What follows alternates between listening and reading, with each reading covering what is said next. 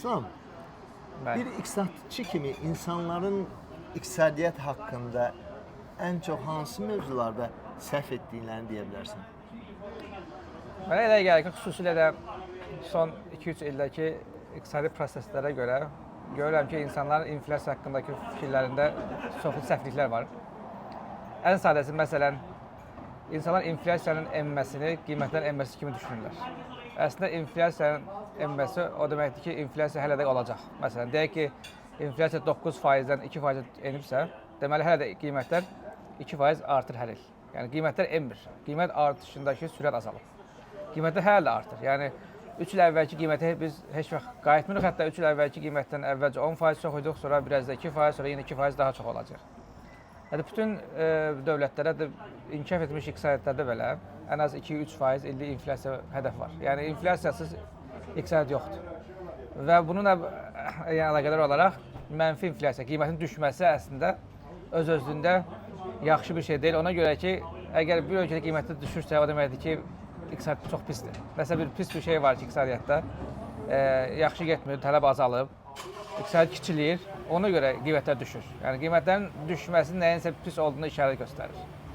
Normal işləyən iqtisadiyyatlarda həmişə sabit və az və sabit inflyasiya olmalıdır.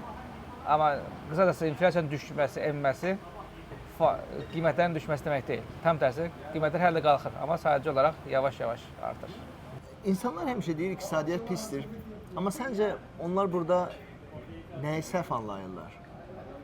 İqtisadçılar iqtisadiyyatı, xüsusilə makro iqtisadçılar iqtisadiyyatı makro səviyyədə ölçürlər. Biz deyirik ki, məsələn, ümumdaxili məhsul bu qədər artdı, işsizlik bu qədər artdı, azaldı, qiymətlər belə artdı, azaldı. Amma insanların iqtisadiyyat haqqındakı düşüncələri öz şəxsi həyatlarında gördüyü proseslərlə əlaqəlidir. Əgər bazara gələndə ərzaq qiyməti çox qalxıbsa, onda fikirləşir ki, hər şey pisdir. Amma ola bilər ki, ərzaq qiyməti çox qalxıb, amma digər tərəfdən xeyli başqa məhsulların qiyməti çox azalıb, ümumi inflyasiya çox aşağıdır. Makroiqtisadçı deyəcək ki, inflyasiya aşağıdır, baxmayaraq ki, ərzaq bahadır. Ola bilər ki, o şəxs texnologiya sektorunda işləyir, IT sektorunda işləyir, ona görə baharlar, orada bazar çox pisdir, orada çox adam işdən çıxardılar, deyəcək ki, işsizlik çoxdur, iqtisadi yaxşı deyil, amma əslində bəlkə də başqa sektorlarda çox güclü böyümə var, daha çox insanlar işə götürürlər. Ona görə makroiqtisadçılar deyəcək ki, işsizlik azdır, amma o şəxs deyəcək ki, iqtisadiyyat pisdir. Yəni, insanlar iqtisadiyyatı öz təcrübələri ilə ölçüb deyirlər ki, iqtisadiyyat yaxşıdır, yox, pisdir.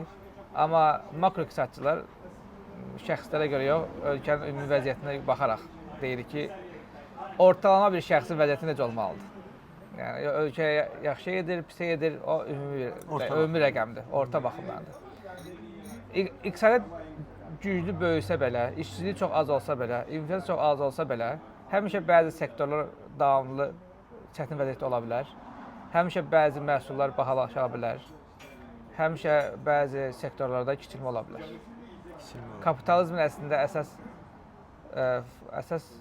proseslərdən biri davamlı bəzi sektorların dağılıb, başqa sektorların əmələ gəlməsidir. Proses üzərində qurulub. Heç vaxt ola bilməz ki, bütün sektorlar eyni anda böyüyür. Həmişə bəzi sektorlar dağılmalıdır, bəzi sektorlar böyüməlidir ki, yeni sektorlar əmələ gəlməlidir ki, beləsinə ölkədə rəqabət davamlı mövcud olsun. İslam, mən daşınmaz əmlak sahəsindəyəm və insanların, əsasən alıcıların tərəddüd etdiyini görürəm. Faizlərin enməsi üçün nələr baş verməlidir? Əvvəlcə onu dəqiqləşdirək ki, faizlərə dünyanın inkişaf etmiş ölkələrində və inkişaf etməkdə olan ölkələrdə belə mərkəz banklar qərar verir. Hökumət qərar vermir. Məsələn, prezident faizləri endirib artıra bilməz. Prezident faizlərin azalmasını istəyər həmişə. Heç vaxt yüksək faiz istəməz heç bir hökumət. Amma mərkəz banklar ölkə iqtisadiyyatına obyektiv nəzər edib qərar verirlər ki, faiz enməlidir yoxsa artmalıdır. İpoteka faizləri, mortgage kreditləri Mərkəz Bankının təyin etdiyi və nəzarət etdiyi faizlərə çox asılıdır. Amma tamamilə birə-bir asılılıq olmaya bilər. Əlbəttə ki, Amerikada Fed deyək ki, faizləri endirəndə ipotekada faizlərin enməsini gözləyirik. Amma ipoteka faizləri ölkədəki ümumi faiz dərəcəsinə əlavətən ölkədəki inflyasiya gözləntisinə bağlıdır. Əgər inflyasiya gözləntisi yüksəkdirsə ölkədə, onda ipoteka faizləri enməyə bilər.